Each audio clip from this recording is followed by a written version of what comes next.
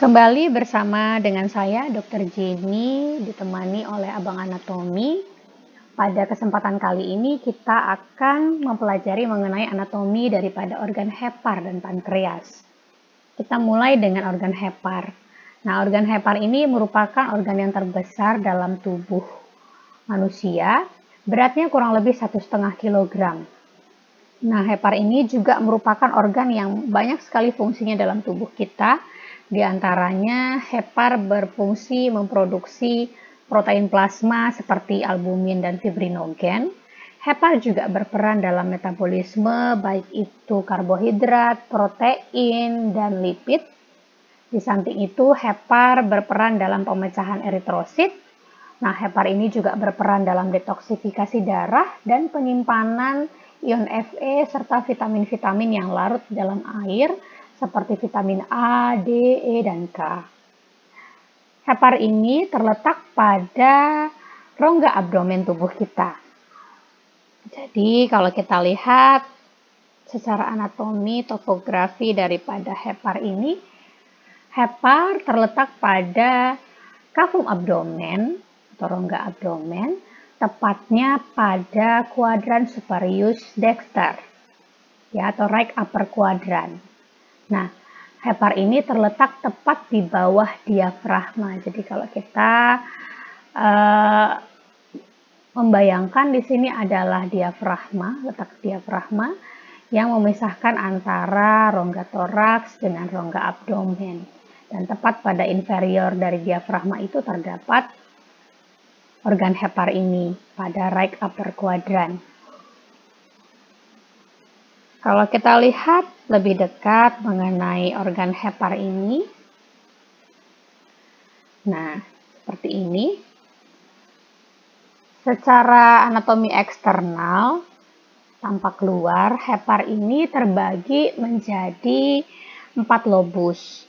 Ya, pada bagian anterior seperti ini ada lobus dexter dan lobus sinister. Kemudian 2 lobus lagi itu dapat kita lihat pada bagian posterior dan inferior. Di sini ada lobus caudatus dan ada lobus quadratus.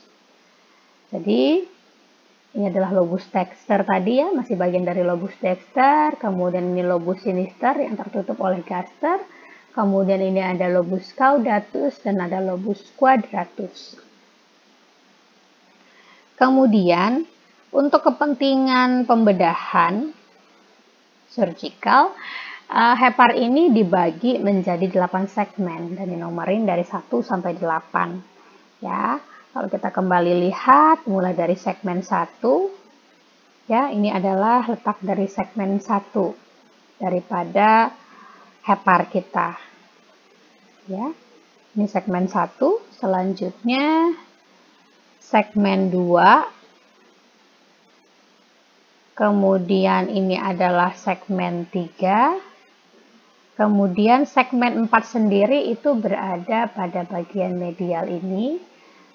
Segmen 4 dibagi lagi menjadi 2, yaitu segmen 4A, segmen 4B, kemudian segmen 5, segmen 6 pada bagian lateral inferior daripada lobus dexter, kemudian segmen 7 pada bagian superior lateral dexter, ini segmen 8. Oke. Nah, pada hepar ini juga kita bisa melihat adanya beberapa fasies atau permukaan tergantung struktur anatomi yang dihadap oleh hepar ini sendiri atau yang berdekatan dengannya. Seperti pada bagian anterior ini kita bisa melihat di sini ada bagian ini adalah fasies costalis. Kenapa? Karena memang akan menghadap ke costa.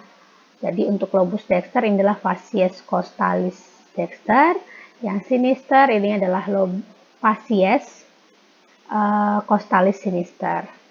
Kemudian pada bagian superior itu ada fasies diafragmatica. Kemudian pada bagian posterior seperti ini seperti ada cekungan di sini, ini adalah fasies renalis karena memang di sini akan tepat berdekatan dengan Renn-Dexter. Kemudian pada bagian inferior ini yang berhadapan dengan kolon ini facies colica. Selanjutnya kita lepaskan dulu gasternya ya. Kita diseksi gasternya di sini. Nah, kalau kita lihat bagian yang menghadap gaster tadi kita sebutnya facies gastrica. Dan selanjutnya kita lepaskan pankreas ini. Nah, bagian yang menghadap ke pankreas ini kita sebutnya facies pankreatica. Oke. Nah, organ hepar ini juga memiliki struktur fiksati atau penggantungnya. Ya. Yang pertama di sini pada bagian anterior ini ada ligamentum falciformis. Ini menggantungkan hepar ke dinding anterior daripada abdomen. Selanjutnya itu ada ligamentum coronarius ya pada bagian superior. Ini menggantungkan hepar ke tepi bawah diafragma. Ya. Kemudian pada sudut-sudut lobus dexter dan sinister itu ada ligamentum triangularis seperti ini ya, ligamentum triangularis ini yang sinister. Kemudian pada tepi bawah lobus dexter itu ada ligamentum triangularis dexter seperti ini. Selanjutnya pada bagian posterior daripada hepar ini sampai ke arah inferior itu ada ligamentum teres hepatis. Ligamentum teres hepatis ini merupakan sisa daripada ductus venosus arantii yang terdapat pada janin. Ketika sudah lahir, ductus venosus arantii tidak dialiri darah lagi, dia akan berubah menjadi ligamentum teres hepatis ini. Selanjutnya kita mau mempelajari sistem perdarahan daripada hepar ini. Untuk arterinya, hepar ini diperdarahi oleh arteri hepatis communis. Jadi kalau kita lihat di sini, nah ini adalah arteri hepatis communis yang merupakan cabang dari aorta. Ya, pembuluh darah besar ini adalah aorta abdominalis. Dia mempercabangkan arteri hepatis communis. Dari arteri hepatis communis akan bercabang menjadi arteri propria dextra, ramus dextra. Nah, ini dia arteri hepatica propria ramus dextra. Dan arteri hepatica propria ramus sinistra. Ya. Nah, untuk sistem venanya, kita tahu bahwa hepar ini memiliki sistem perdarahan yang khusus, yaitu sistem hepatic portal system. Ya, hepatic portal system yang memungkinkan zat nutrisi, kemudian zat-zat yang lain yang dari saluran cerna itu bisa masuk ke dalam hepar untuk dimetabolisme. Kemudian ini juga berperan dalam proses detoksifikasi oleh sel Kupffer yang ada di tepi-tepi sinusoid yang ada di hepar.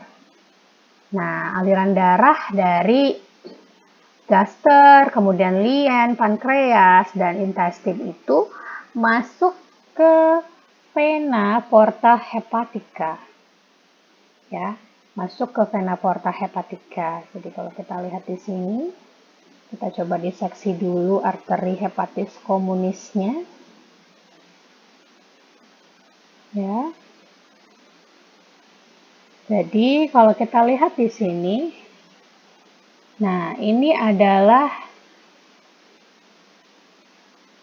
gambaran daripada vena porta hepatica. Ya, vena porta hepatica. Vena porta hepatica ini akan bercabang menjadi vena porta hepatica ramus dexter dan vena porta hepatica ramus sinister. Nah, masing-masing dari vena porta hepatica ini, baik itu ramus dexter dan sinister, akan masuk ke sel hepatosit. Kemudian akan mengalirkan darahnya ke sinusoid yang ada di hepatosit.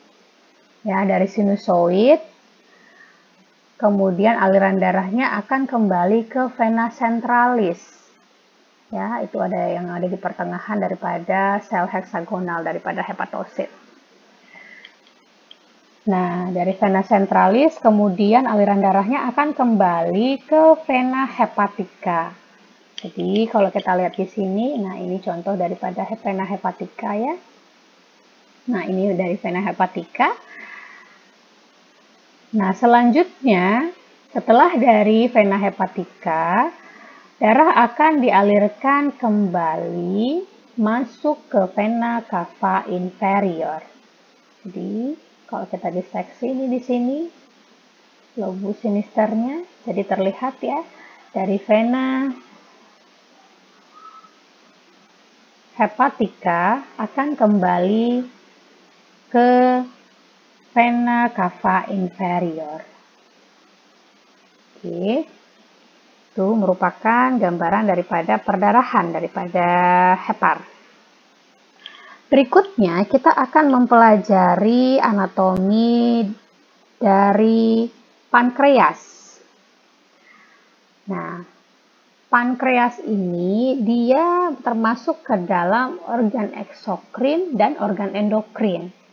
Jadi, dalam hal fungsinya sebagai organ eksokrin, dia menghasilkan enzim yang berperan dalam fungsi digestif.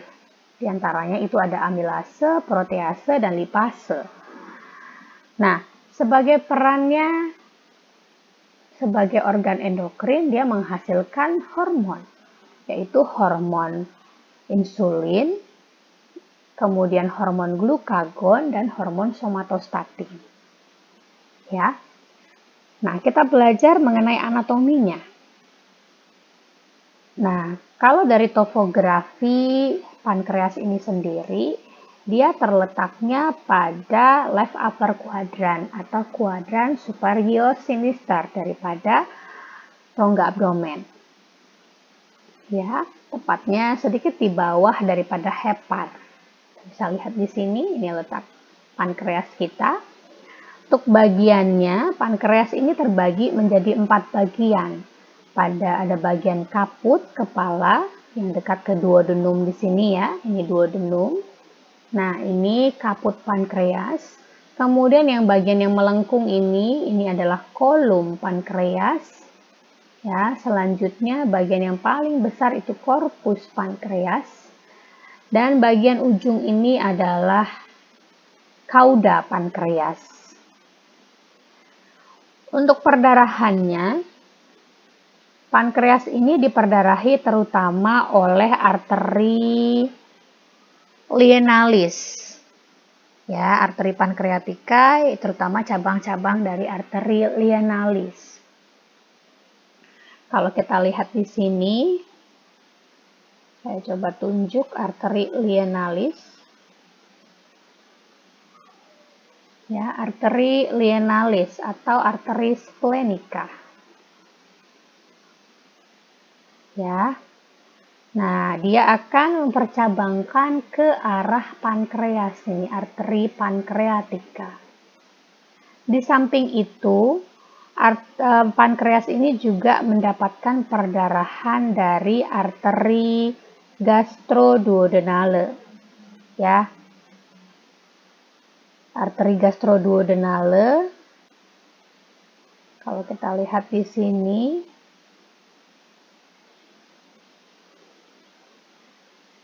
nah ini arteri gastroduodenale yang akan mempercabangkan arteri pankreatika duodenale. Ini yang bagian anterior, yang ke belakang sana adalah bagian yang posterior, ramus posteriornya. Ya, arteri pankreatika duodenale. Ini arteri gastroduodenale yang akan mempercabangkan arteri pankreatika, pankreatikoduodenale, ramus anterior, dan bagian posterior itu ramus posterior. Selanjutnya, pada bagian inferior itu kita bisa melihat arteri pankreatikoduodenale yang inferior. Nah, ini ya. Ini arteri pankreatiko inferior yang komunisnya, dia akan bercabang menjadi ramus anterior yang ke arah depan dan arah ramus posterior yang ke arah belakang. Ini merupakan cabang dari arteri mesenterika superior.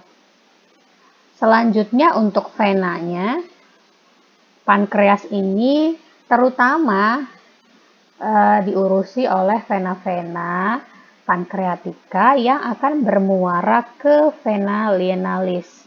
Ya, di belakang sana, ini sedikit bisa terlihat vena lienalis.